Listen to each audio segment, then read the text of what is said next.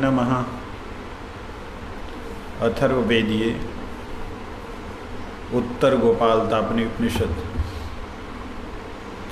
ओम यं ब्रह्म वेदान्तविदो वदन्ति परे प्रधानं पुरुषं तथाहं न विश्वोद्गते कारणं ईश्वरं वा तस्मै नमः विघ्नविनाशाय।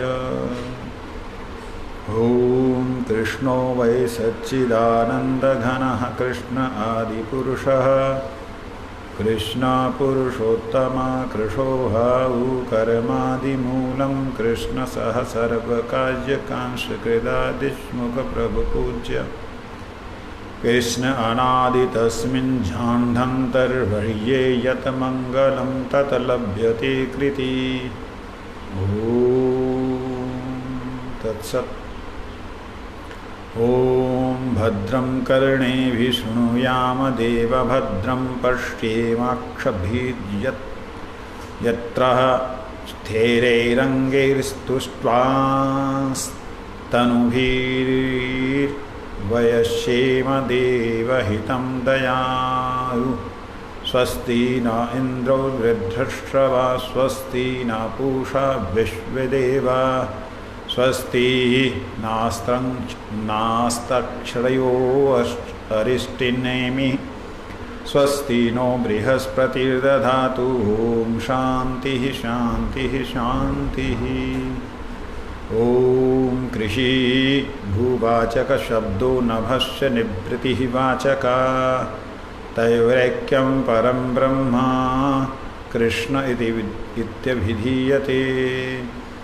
ओम सच्चिदानंदरूपाय कृष्णाय किल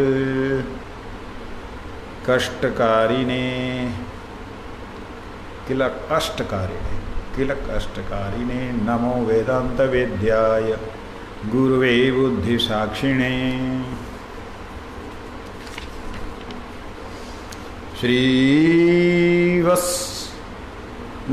लाक्षण्यहस्तं हृदयस्थं कौस्तुभं प्रभयायुतं चतुर्भुजं शङ्खचक्रशारङ्गपद्मगदान्वितं सुकेयूरान्वितं बाहुकण्ठं मालासुशोभितं द्युम्तक्रीटिं वलयं स्फुरन्मकरकुण्डलं हिरण्यमयं सौम्यतनुं स्वभक्तया भयप्रदं ध्यायेन मनसि मां नित्यं वेणुशृङ्गधरं तु वा।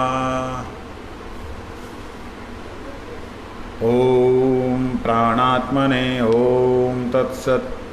भूर्भुवः स्वतस्मै वै प्राणात्मने नमो नमः। ओम कृष्णाय गोपीजनवल्लभाय ओम तत्सद्भूर्भुवः स्वस्तस्मै वै नमो नमः। ओम अपानात्मने ओम तत्सद्भूर्भुवः स्वस्तस्मै अपानात्मने वै नमो नमः। ओम कृष्णाय प्रद्युम्नानिरुद्धाय ओम तत्सद्भूर्भुवः स्वतस्मै वै नमो नमः। ये जो वेदों के मंत्र हैं उनमें अक्सर ओम से शुरू होता है। एक एक मंत्र ही मंत्र की तरह सिद्धि प्रदान करता है। जैसे और ग्रंथों के मंत्र, अगर मंत्र जो हैं वेद या शास्त्रों के मंत्र हैं तो मंत्र की तरह है। लेकिन अगर आप उपनिषद के देखते हैं तब जो है कार्य करता है,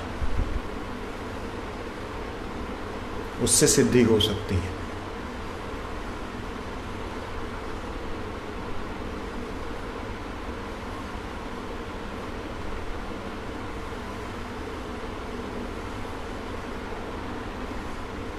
तो भगवान कृष्ण के बारे में दुर्वासा ऋषि बतला रहे थे गोपीजनों को कि देखो मैं स्वयं माया से अलग हूँ। मैं का मतलब आत्मा। आत्मा माया से सर्वथा अलग है, सर्वथा भिन्न है। उसका माया के साथ कोई संपर्क किसी भी प्रकार का नहीं है। केवल उसने उसको धारण किया है। जैसे किसी भी तरीके से आप कैसे भी देख लीजिए, मनुष्य का शरीर रोटी से, अन्न से बना है, ठीक है, अन्न को खाने से बना है। लेकिन अन्न से जो है मनुष्य नहीं है। जब मनुष्य अन्न नहीं है, सर्वथा भिन्न है।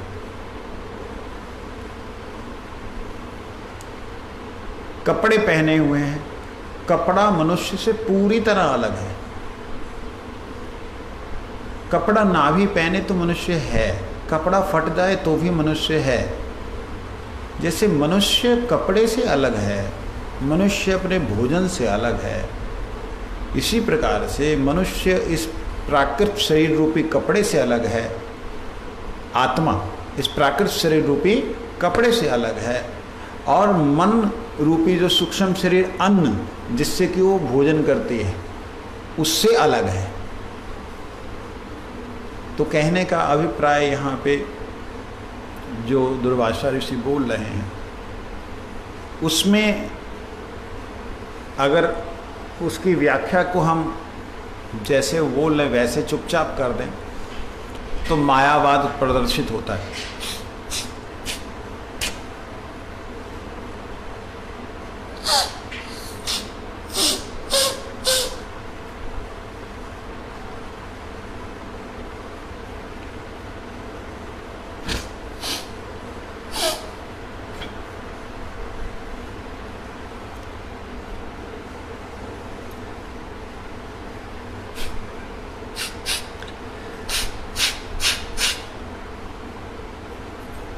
कीड़ा उड़ा घुस गया, मायावाद प्रदर्शित होता है। लेकिन अगर इसकी एक तरह से निष्पक्ष व्याख्या करें तो ये एकदम शुद्ध वैष्णव सिद्धांत है, पूर्ण वैष्णव सिद्धांत है। ये बात यहाँ पे हमें समझ में आती है। कहाँ है वो लोग, बुला के लेके आओ।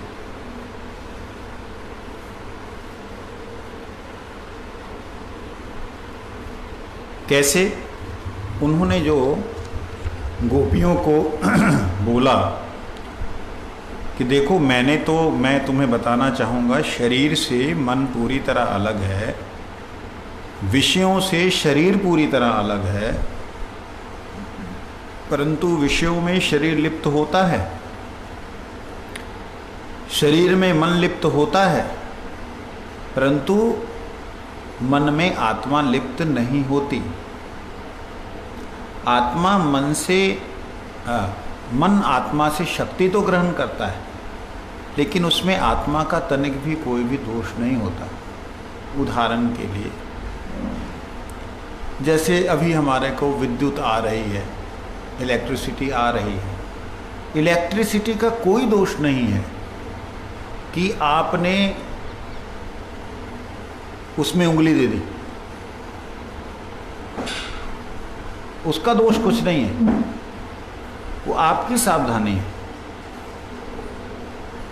इलेक्ट्रिसिटी आपसे सर्वथा भिन्न है, आपसे अलग है, तत्व है। उसको अगर आप नंगे पांव जैसा मना किया है वैसा छुएंगे तो वो आपको झटका देगी देगी।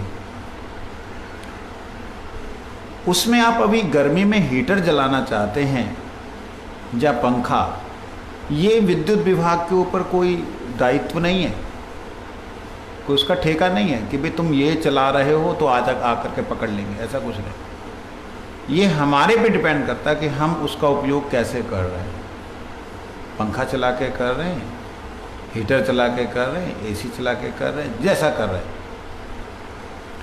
ठीक इसी प्रकार से जिस प्रकार से विद्युत से हम बहुत से संसाधनों को जोड़ करके अपने शरीर के सुख के लिए उपयोग करते हैं या दुर्भाग्यपूर्ण तरीके से उसका दुरुपयोग करते हैं, इसमें विभाग का कोई दोष नहीं है। उसी प्रकार से आत्मा एक विद्युत की तरह परमात्मा ने इस शरीर में दी है। ये विद्युत अंश परमात्मा का है।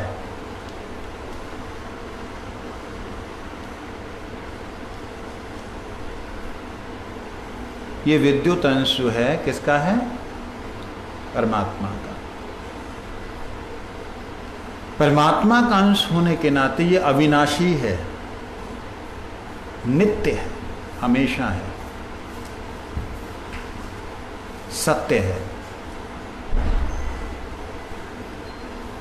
तो जो अविनाशी तत्व है, जो नित्य तत्व है, जो परमात्मा के साथ संबंधित तत्व है, उसको हम लोग जबरदस्ती जो है शरीर में, शरीर से, शरीर में सुख खोजने के लिए, शरीर से सुख प्राप्त करने के लिए जबरदस्ती से लगा रहे हैं। हम उसका उपयोग नहीं करके दुर्भाग्य से दुरुपयोग कर रहे हैं। कर किसके द्वारा रहे हैं? मन रूपी स्विच के द्वारा। कौन सा हमने स्विच ऑन करना है? नष्ट करने का करना है या उससे सदुपयोग करने के लिए करना, ये हम ध्यान नहीं दे रहे। तो यहाँ पर श्री दुर्वासा ऋषि जी जो हैं वो यही बात बतला रहे हैं कि मैंने तो भोजन किया ही नहीं। तुमने जो भोजन कराया वो किसे कराया? तुमने जिसे भोजन कराया उस मूर्ख लोग दुरुपयोग करके, दुराचार करके इस सिद्धांत का क्या बोलते हैं,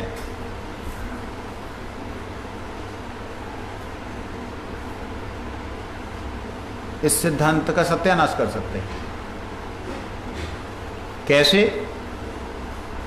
लोग ये कह सकते हैं कि भाई जैसे दुर्वासा ऋषि ने नहीं खाना खाया, खा तो सवार लिया, जैसे गोपियों ने सोचा खा तो सब कुछ गया, बोलता मैंने कुछ खाया नहीं। हम ही से खाया, मैंने खाया नहीं। ये बात आगे जाके प्रश्न के रूप में आती है। यहाँ पर जितनी भी गोपियाँ आई थीं, उन्होंने जो भोजन कराया था वो स्व इच्छा से, अपनी इच्छा की पूर्ति के लिए प्रार्थना करके दुर्वासा ऋषि को दिया था, ना कि दुर्वासा ऋषि बैठे थे उनकी आशा में, या दुर्वासा ऋषि ने कहा अच्छा ले आए हो लाओ खाऊं। कहीं भी दुर्वासा ऋषि की एक तिल मात्र भी उसमें इच्छा नहीं थी। तो कहते हैं स्वेच्छा के लिए या स्वसुख के लिए, जहाँ तनिक भी कोई भी उपभोग कर रहे हैं उसमें सुख का आभास भी प्राप्त किया हो किसी ने, तो वह उसका कर्म बन जाता है।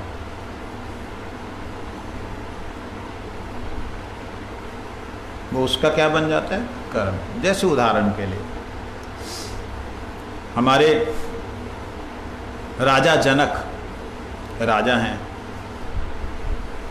ऐसे राजा हैं कि उस समय बड़े बड़े योगी ऋषि उनके यहाँ पे उनके दर्शन करने को जाते थे। यहाँ तक कि सुखदेव जी को भी शिक्षा लेने वहाँ भेजा गया। किनको? सोचने वाली बात है, सुखदेव जी भी जहाँ शिक्षा लेने गए हों, वो जनक जी कैसे होंगे?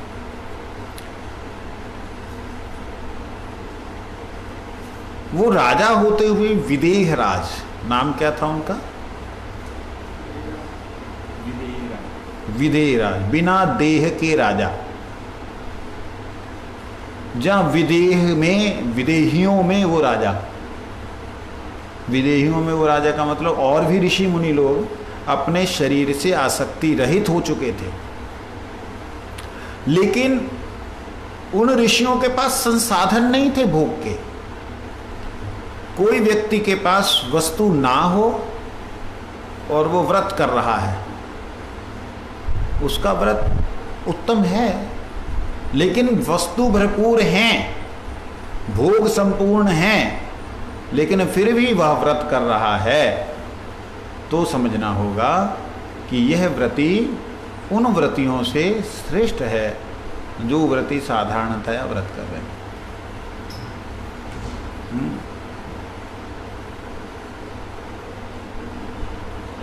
आगे कहते हैं,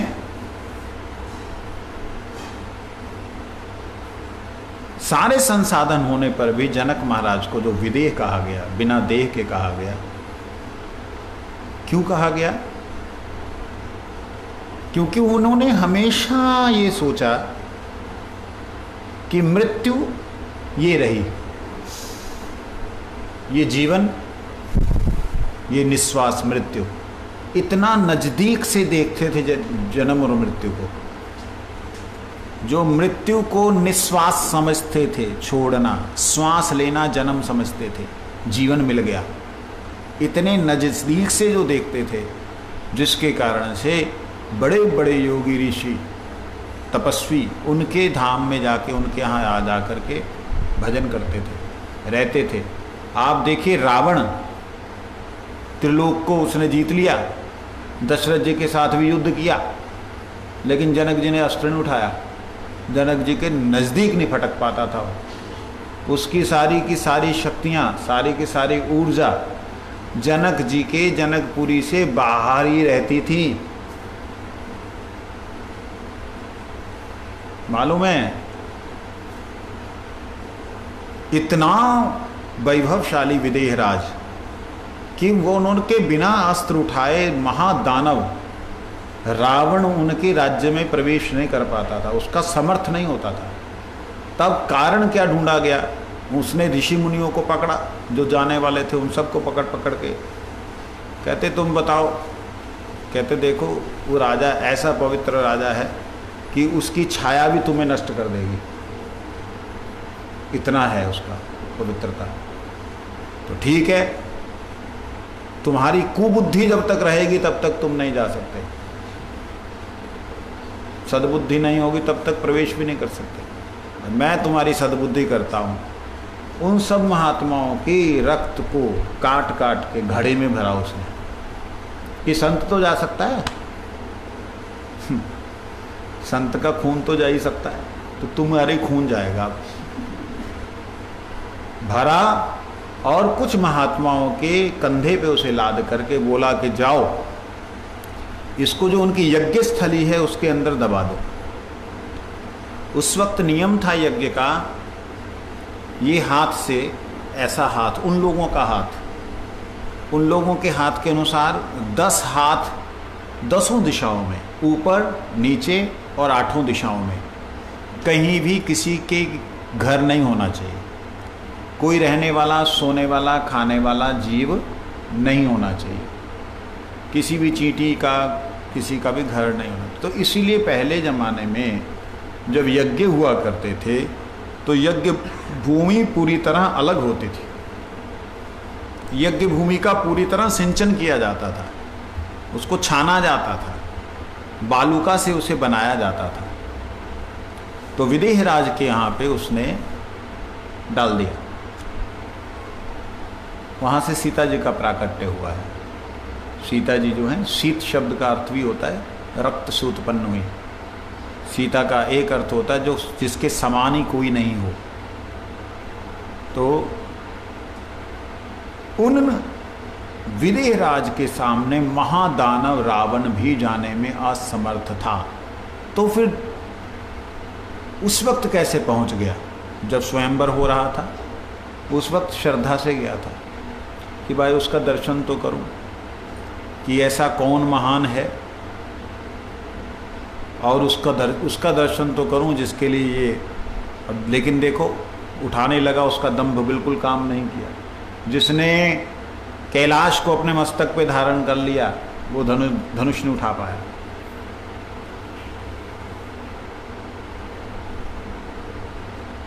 उन्हीं जनक महाराज जी के राज्य में एक ब्राह्मण रहता था।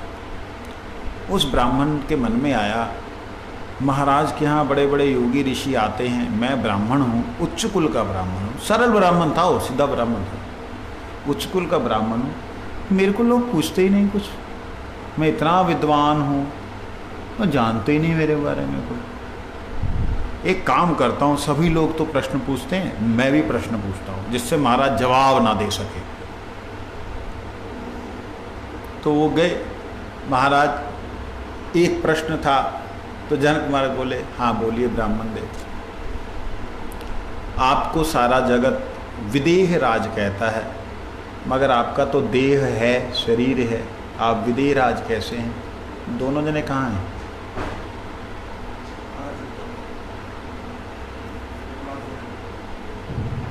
आप विदेह राज कैसे हैं? तो आप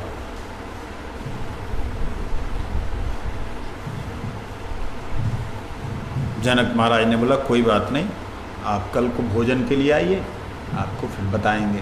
कल भोजन करने के बाद आप अगले दिन भोजन के लिए ब्राह्मण बड़ा खुश, बड़े ताव से आ रहा है कि आज मेरे को महाराज ने राजभोग के लिए आमंत्रण किया। वहाँ पहुँचा, 56 भोग 3600 व्यंजन और ना तरह तरह के ना जाने कितने पकवान उपवान सब बना रखे।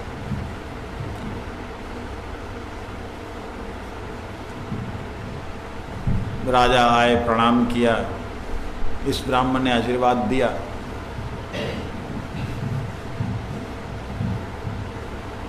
राजा ने कहा देखो ये जितने भोग हैं, 56 भोग 3600 व्यंजन हैं और तरह तरह के उपहार बनाए हैं लोगों ने, इन ब्राह्मण देव को अच्छे ढंग से खिलाओ, खिलाने के बाद में ससम्मान खिलाओ, खिलाने के बाद पकड़ करके गले में फंदा लाड़ करके फांसी दे दो।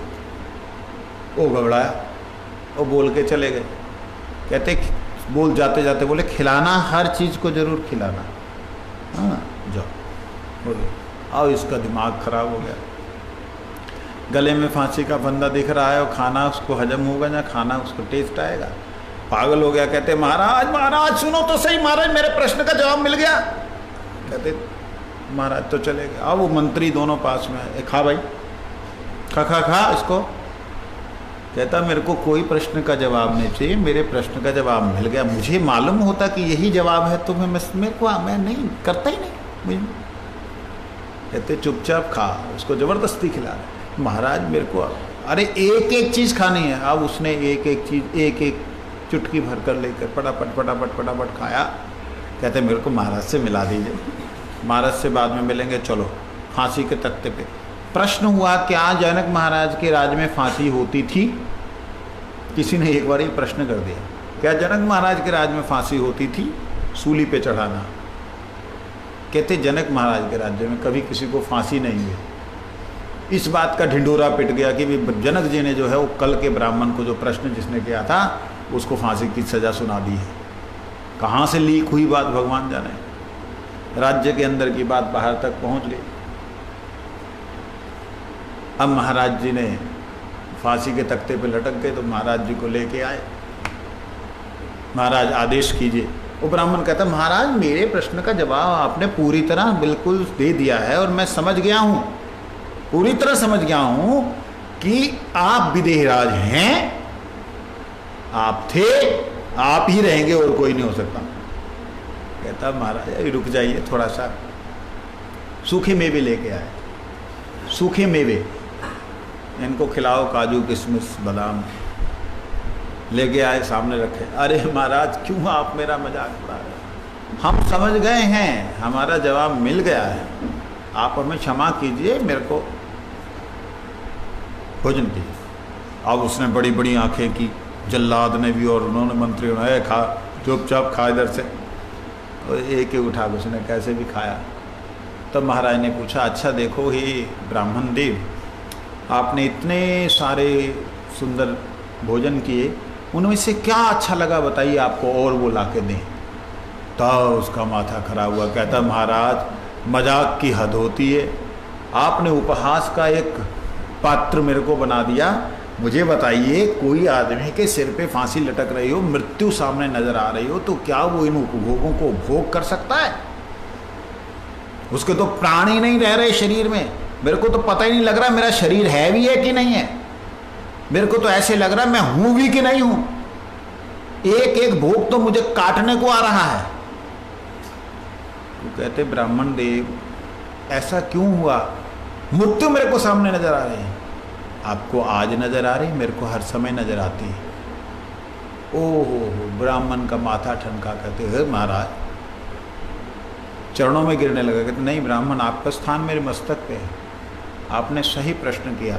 मेरे को सब समय अपनी मृत्यु दिखती है, आपको अभी दिखलाई दी, मेरे को सब समय दिखलाई देती।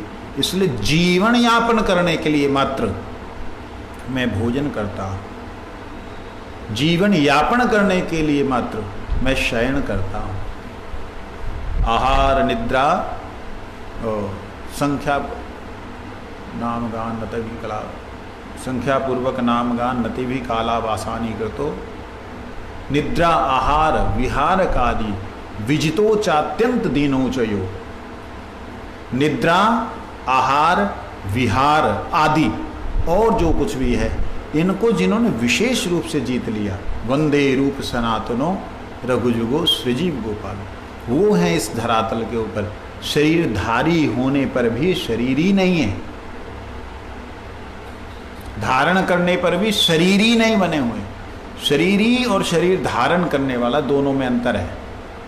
शरीरी होता है शरीर में रहते शरीर के प्रति आसक्त युक्त, वो शरीरी है जिसको लगता है ये मेरा शरीर है।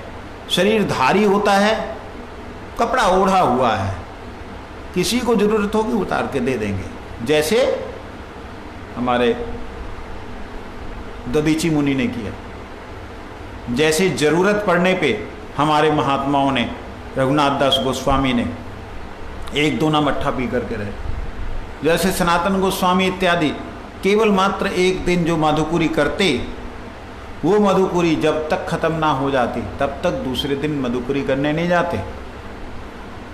एक घर में जाएंगे, उनका नियम है ऐसा, एक घर में जाएंगे, राधे राधे बोलेंगे, जितना गाय का दूध निकालने में समय लगता है उतनी देर अपेक्षा करेंगे, नहीं मिला तीसरे घर में नहीं जाएंगे, वापस आ जाएंगे, आज हरी इच्छा नहीं है। इस प्रकार से जिन्होंने जीवन यापन किया हो, वह लोग अगर 56 भोग उनको मिल जाएं तो क्या वो भोगी बन गए? क्यों जी?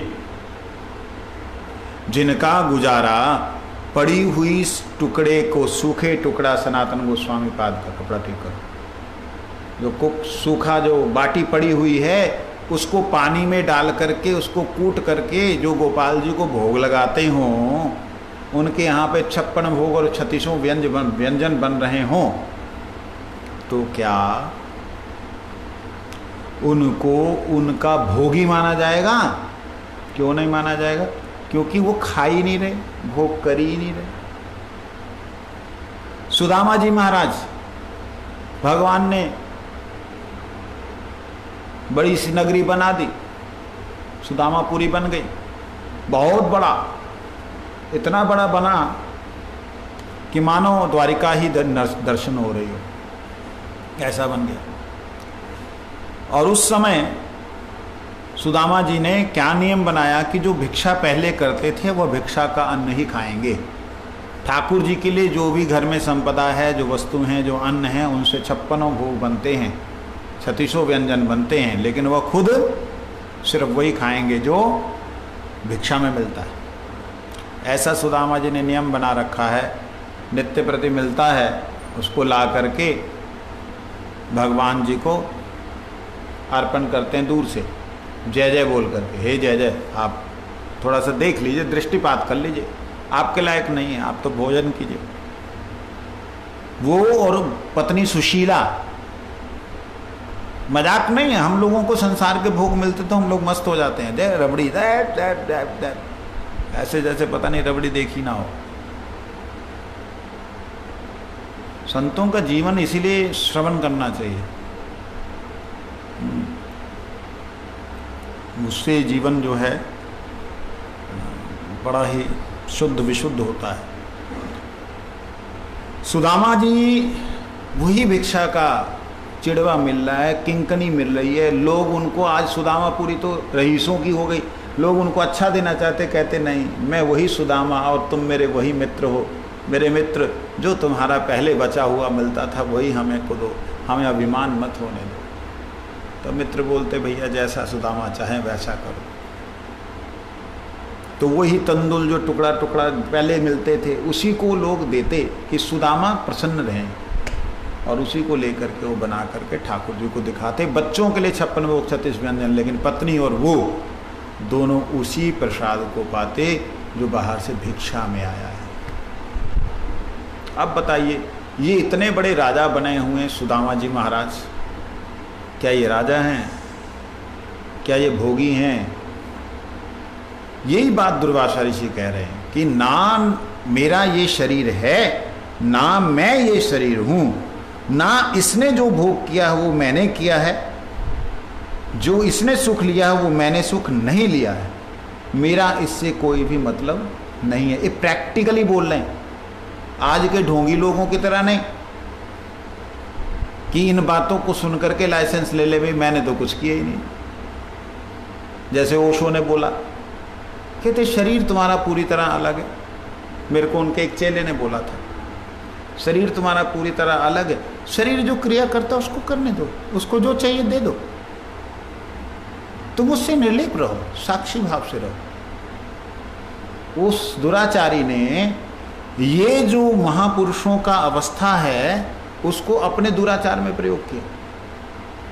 वो कहता है शरीर का जो सुख है वो अलग है, मन इससे पूरी तरह अलग है, तुम इससे पूरी तरह अलग हो, इसलिए जो शरीर करता है उसको करने दो, जो मन करता है उसको करने दो, तुम इससे पूरी तरह अलग हो। ये दुराचार ना फैले, इसलिए बीच में मैं ये बातें बतला रहा हूं। श्रील ऐसी भक्तिवेदांत स्वामी महाराज जब विदेश में गए, उनको सोने के सिंहासन पे लोगों ने बैठाया। क्या वो सोने के सिंहासन पे बैठ करके हरे कृष्णा वो क्या उनके सुर चेंज हो गए? उनके पास बहुत तरह का भोजन आता था, क्या वो भोग में भोग लिप्त हुए? उन्होंने वही चिड़िया की तरह जो थोड़ा थोड़ा थोड़ा खाना उतना ही खाते थे। अपने श्रील गुरुदेव महाराज कल्पना नहीं कर सकते हैं, ऐसा जीवन देखने को नहीं मिलता। एक बार डॉक्टर ने बोला, सन 2001 या 2 की बात है, एक सन 2000 की बात है, डॉक्टर ने बोला गुरु जी का थोड़ा सा पेट लूज मोशन हो गया। डॉक्टर ने बोला देखो ऐसा है, इनको ना आप केला दो, कच्चा केला होता है। गुरु जी कहते हाँ, केला खाने से हमारा ठीक रहता है। ठीक है, आप इनको केला दिया करो, और वो कद्दू होता है, कद्दू वो और पपीता, ये दो, ठीक रहेगा। आप कल्पना कर सकते हैं, बुद्धि आपकी खराब हो जाएगी। 2000 से लेकर के 2010 तक 10 सालों तक कुछ और भोजन ही नहीं दिया गया।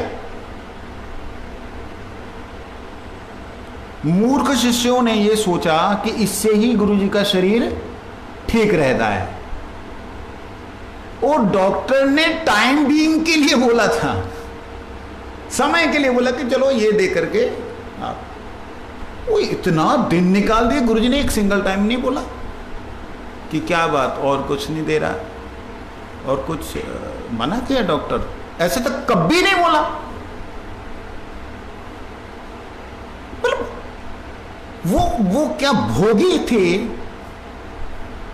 भोग कर रहे थे, भोग भी नहीं कर रहे थे, खा भी नहीं रहे थे। मैं तो ये कहूंगा, कौन खा सकता है बिना नमक के? इन चीजों को कौन खा सकता है? खा सकते हो, तुम खा सकते हो। बड़े बड़े वैरागियों का वैराग्य खत्म हो जाता है, महीना खा ले, 2 महीना खा ले, 3 महीना खा लेगा, 4 महीना खा लेगा, अरे साल खा लेगा, 10 साल। जब दूसरे डॉक्टर्स ने पूछा इनकी डाइट क्या है, डॉक्टर साहब ये है, ये है, ये है, ये है। कहते ये डाइट कितने दिन से? ये तो बहुत साल हो गए। बहुत साल मतलब? कहते एक बार तबीयत खराब हुई थी तो गुरुजी को डॉक्टर ने, फलाने डॉक्टर ने ये रिकमेंड किया था कहते आप लोग इंसान हो, पागल हो, क्या हो आप लोग? आपकी बुद्धि नहीं है क्या? महाराज ने कभी इच्छा व्यक्त नहीं? ना गुरु जी बड़ी प्रसन्नता से खाते। अरे वो डांट रहा है, डॉक्टर डांट रहा है। कहते तुम लोगों का बुद्धि नहीं। अरे हम लोग अगर किसी व्यक्ति का पेट खराब होता है, खिचड़ी की रिकमेंड करते हैं। खिचड़ी रिकमेंड करने का मतलब है कि जब तक पेट ठीक ना हो जाए तब तक आप खिचड़ी दीजिए। आपने क्या द्वारा उस डॉक्टर से नहीं पूछा? कहते ना, उससे तो पूछा नहीं। कहते यार तुम्हारे जैसे लोग हमने देखे ही नहीं। मैं तो कहता हूं शायद गुरुदेव ने इस संसार के अंदर एक प्रत्यक्ष उदाहरण प्रकट करने के लिए कि विदेहराज किसे कहते हैं, विदेही किसे कहते हैं, वो प्रकट करने के लिए गुरुजी ने दिखलाया कि देखो ये जो दुर्वासा ऋषि कह रहे हैं कि मैंने तो भोजन किए ही नहीं, ये तो शरीर की जरूरत थी, शरीर को दे दिया, छुट्टी, हम तो भोजन कर कहां रहे। और जानते हैं एक बार गुरुदेव ने डांट करके इस बात को बोला भी, जहां तक मुझे याद है, या तो तत्पर महाराज को या राधा कांत को, इन दोनों में से किसी को बोला, महाराज जी थोड़ा सा ले लीजिए। गुरु जी बिल्कुल, गुरु जी ने अल्प कर दिया था खाना, मतलब 1 या 2 चम्मच बड़ी मुश्किल से ले रहे थे। अब 1 या 2 चम्मच तो शरीर की आंतों में जाकर रुक जाएगा, वो तो आउटपुट तो होने वाला नहीं। गुरु कहते हो तो पेट तो साफ नहीं होता, खाने से क्या होगा? अरे महाराज जी लीलाधारी, आप खाओगे जब भी तो कुछ पेट साफ होगा।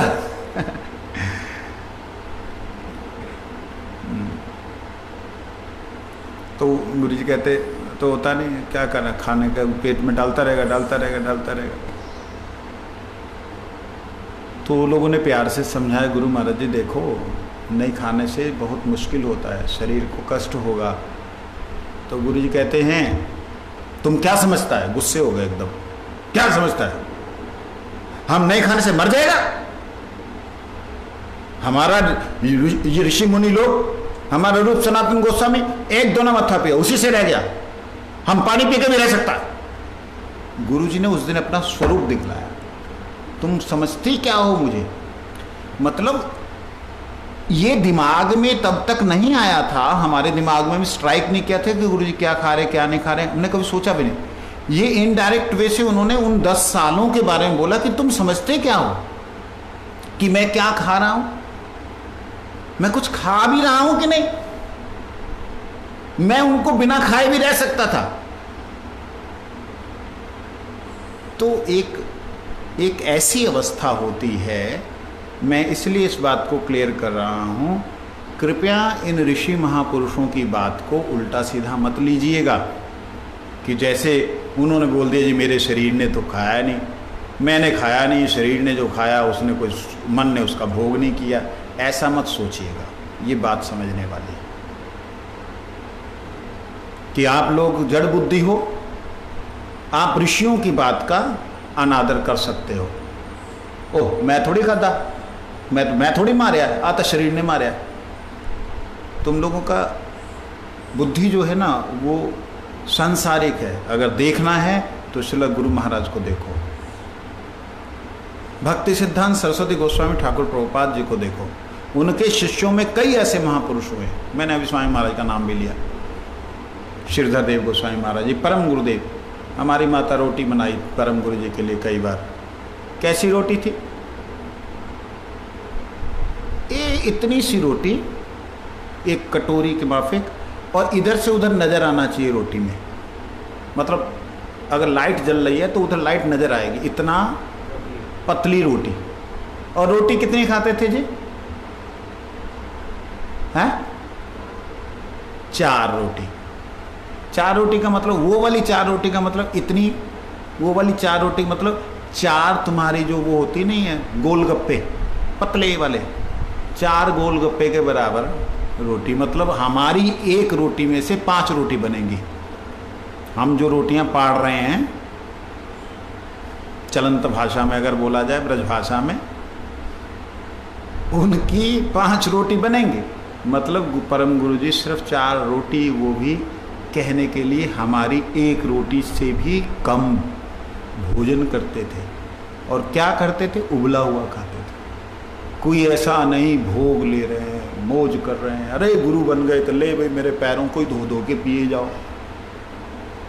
ये ना महापुरुषों के जीवन को देख के लगता है कि किसे कहते हैं कि मैंने नहीं खाया। दुर्वासा ऋषि को कोई व्यक्ति साधारण समझ ले, प्लेटें की प्लेटें मुंह में डालवा ली, गटक कर गए, उनको पता भी नहीं लगा, जवान के अंदर लगा भी नहीं उनके। और जो बचा अन्न था उसको उठा करके गोपियों को नहीं दिया कि भी कहीं प्रसाद ना पाने लग जाए, खाने ना लग जाए। दुर्वासा ऋषि ने बड़ी सुंदर बातें लिखी। दुर्वासा ऋषि ने स्वयं उसे उठा करके यथेष्ट स्थान पर उनको छोड़ा।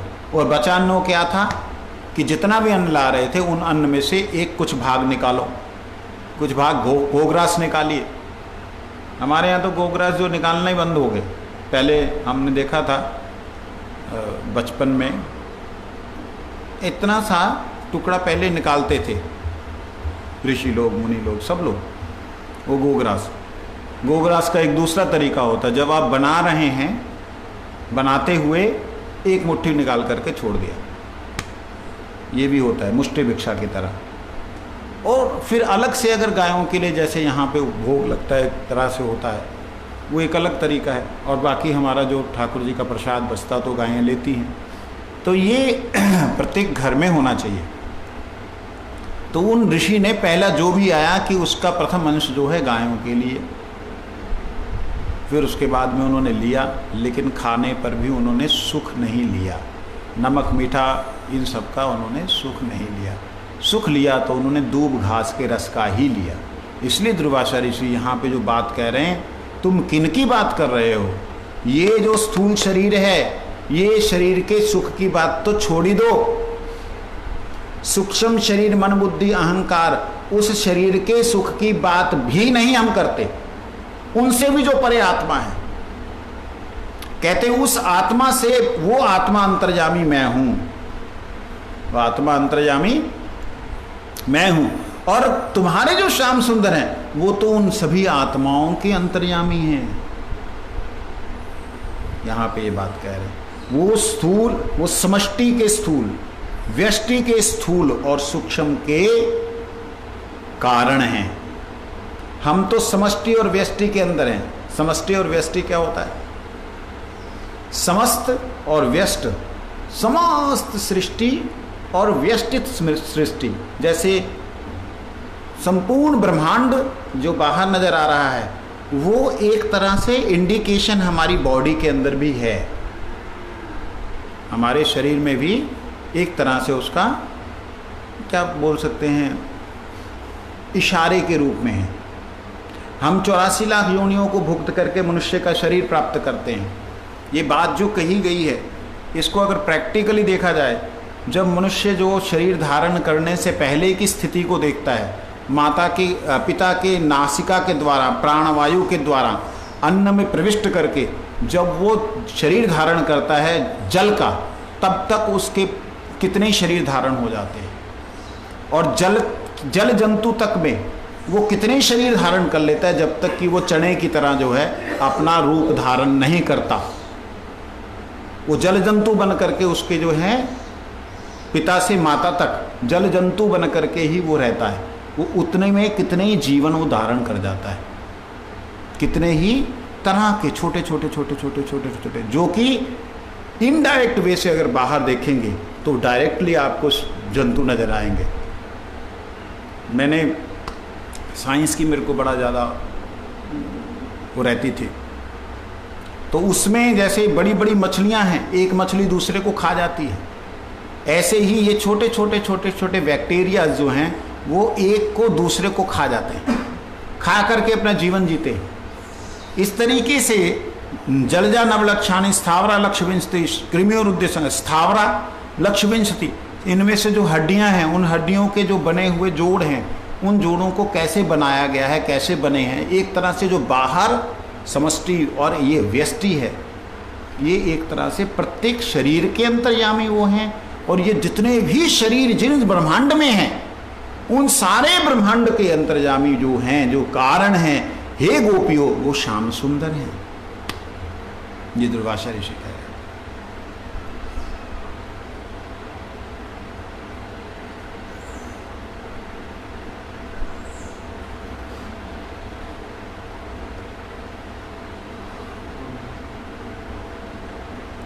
कहते जो कामना से नाना प्रकार के भोगों की अभिलाषा करता है वही कामी होता है, परंतु निश्चय पूर्वक कामना के बिना जो केवल प्रेमी भक्तों के प्रेमवश में उनके द्वारा अर्पित भोगों को ग्रहण करने की इच्छा करता है वो अकामी है। उसे कामना और आसक्ति से दूर माना जाता है। ये श्री कृष्ण जन्म और जरा आदि शारीरिक धर्मों से रहित हैं। ये स्थिर हैं, नित्य हैं, इनका छेदन नहीं हो सकता। ये बात कह रहे हैं कि देखो, जो विषय जिसकी कामना ही नहीं है, जिसकी इच्छा ही नहीं है, उसको नाना प्रकार के भोगों की जो अभिलाषा ही नहीं है, अगर कोई प्रेमी प्रेम परवश होकर के उसे भोग अर्पित करता है और अगर वह भोग को ग्रहण करते हैं तो उन्हें कैसे आप कामी कह सकते हैं, कैसे उन्हें भोगी कह सकते हैं? समझने के लिए, क्योंकि लोगों की बुद्धि में नेगेटिविटी ज़्यादा है, इसलिए समझाने के लिए एक बड़ा सुंदर गुरुदेव ने उदाहरण दिया था। एक छोटा सा बच्चा, वो तो बिल्कुल वो बच्चा है, उसका पिताजी उसको एक बिस्किट दिया खाने को। उसको बिस्किट देने से वो उसको खाया, उसमें लार लग गया, वो नीचे गिर गया। अब वो बच्चा बिस्किट उठा के पिताजी को दे रहा है, पिताजी खाओ, आप खाओ, आप खाओ, आप खाओ। और पिता क्या बोलेगा? मेरे से लेके मेरे को खिला रहा है, हट, बोलेगा? अच्छा, पिता ने अगर वो खा लिया तो क्या पिता भोगी बन गया? क्या पिता ने टेस्ट लेने के लिए खाया?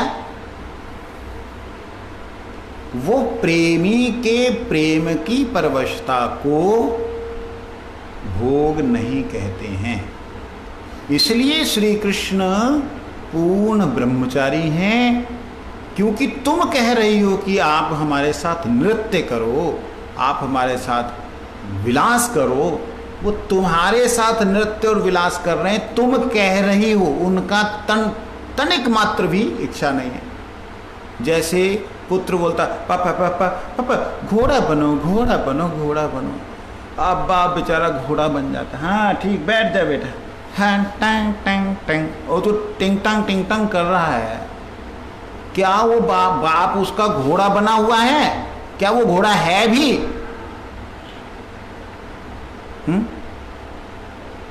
तो भक्त बच्चा जिस प्रकार अपने पिता को नचाता है, भक्त उस प्रकार से भगवान को नचाते हैं। नचाने पर कभी भगवान वो नचकैया नहीं बन जाते, ठीक है? उनके लिए बता रहे, वो जन्म और जरा, जन्म और बुढ़ापे से हमेशा रहित हैं। वो प्रकट होते हैं और नवयुवक नवयौवन ही रहते हैं। बाकी बुढ़े बुढ़ियाँ हो जाएंगे, लेकिन वो इस प्रकार से कह रहे हैं। कहते हैं वे जो सूरज मंडल में विद्यमान हैं, जो गायों में रहते हैं, जो गायों की रक्षा करते हैं, जो ग्वालों के भीतर रहते हैं, जो संपूर्ण देवताओं के अंतर्यामी के रूप में स्थित हैं, संपूर्ण वेदों के द्वारा जिनकी महिमा का ज्ञान किया जाता है, जो चराचर भूतों में व्याप्त होकर स्थित हैं तथा जो भूतों की सृष्टि भी करते हैं, वे भगवान ही तुम्हारे स्वामी हैं। गोपियों को तो ऐसे लग रहा था कृष्ण जो है नंद महाराज का बेटा है, यशोदा का बेटा है, अपना प्यारा है। लेकिन अब वो बतला रहे हैं कि जो तुम जैसे सोच रहे हो ना कि ये हमारा है, ये है, ये ले ले ले ले ले छाछ पी ले नचा रही हो, जैसे वो ये जितने ब्रह्मांड देख रहे हो ना, इन सब ब्रह्मांडों का कारण है वो। उन सभी ब्रह्मांडों का एकमात्र रचयिता है, एकमात्र उसका, वही उनका अंतर्यामी है। मुंह खुल गया सारी गोपियों का। हाँ, तुम क्या समझ रही हो? जितने भी ये पंच महाभूत दिखलाई दे रहे हैं, आकाश जल वायु अग्नि मिट्टी जो भी हैं, ये सारे के सारा सृष्टि करने वाले वो हैं, और वो भगवान ही तुम्हारे स्वामी हैं। ये बात दुर्वासा ऋषि ने कही। ये सुन करके गांधर्वी नाम से प्रसिद्ध श्री राधा जी बोली, महर्षि ऐसे अद्भुत अचिंत महिमा वाले गोपाल श्री कृष्ण हम लोगों के यहाँ कैसे प्रकट हो गए। श्री राधा जी बोल रहे हैं कि वो हमारे यहाँ प्रकट कैसे हो गए। राधा जी को नहीं पता, राधा जी कृष्ण से अलग हैं क्या? नहीं, यहाँ पर श्री राधा रानी अपने आप को एक ग्वालन समझ करके अपने प्रभु की महिमा इस जगत में प्रकाशित करने के लिए ये अभिनय कर रहे हैं कि गुरु के पास में कैसे पूछना चाहिए। तब तथा आपने उन श्री कृष्ण का तत्व जैसे जाना है, वो कैसे जाना? और कहते हैं उनकी प्राप्ति का साधनभूत मंत्र कौन सा है, उनको कैसे प्राप्त किया जाए, उनका मंत्र क्या है, उन भगवान का निवास स्थान कहाँ है, वे देवकी जी के गर्भ में कैसे उत्पन्न हो गए, इतना आपने बताया। वो देवकी जी के गर्भ में कैसे आ गए, इनके बड़े भैया बलराम जी कौन हैं, तथा कैसे इन गोपाल की पूजा होती है, प्रकृति से परे, प्रकृति माया से परे साक्षात परमात्मा गोपाल जो हैं किस प्रकार इस भूमि पर अवतीर्ण हुए, ये सब स्पष्ट रूप से बतलाइए। ये किसने पूछा? श्री राधा जी ने। अब ये देखिए, जो लोग बोलते हैं राधा नाम तो ये गौड़ियाँ लेके आए, राधा नाम तो निम्बार्की लेके आए। निम्बार्क जो हैं गौड़ियों से 5000 साल पहले लगभग, मतलब कृष्ण के समय में निम्बार्क संप्रदाय शुरू हुआ। निम्बार्क आदि संप्रदाय है, आदि गुरु शंकराचार्य से ही पहले है निम्बार्क। तो राधा रानी का तो बहुत, राधा सर्वेश्वरो ईश्वरा, राधा सर्वेश्वर की ईश्वरी हैं, सर्वेश्वरो है। राधा रानी की बहुत विशेष महिमा वहाँ प्रकाशित कहाँ से कर दी उन्होंने प्रकाशित? वेदों में है। तो वेद बाद में लिखे गए होंगे, कृष्ण के प्रकट होने के बाद लिखे गए होंगे। जी हाँ, कृष्ण के प्रकट होने के बाद लिखे गए। ऐसा ही सोचो तुम, ऐसा भी सोचने पे काम चल जाएगा।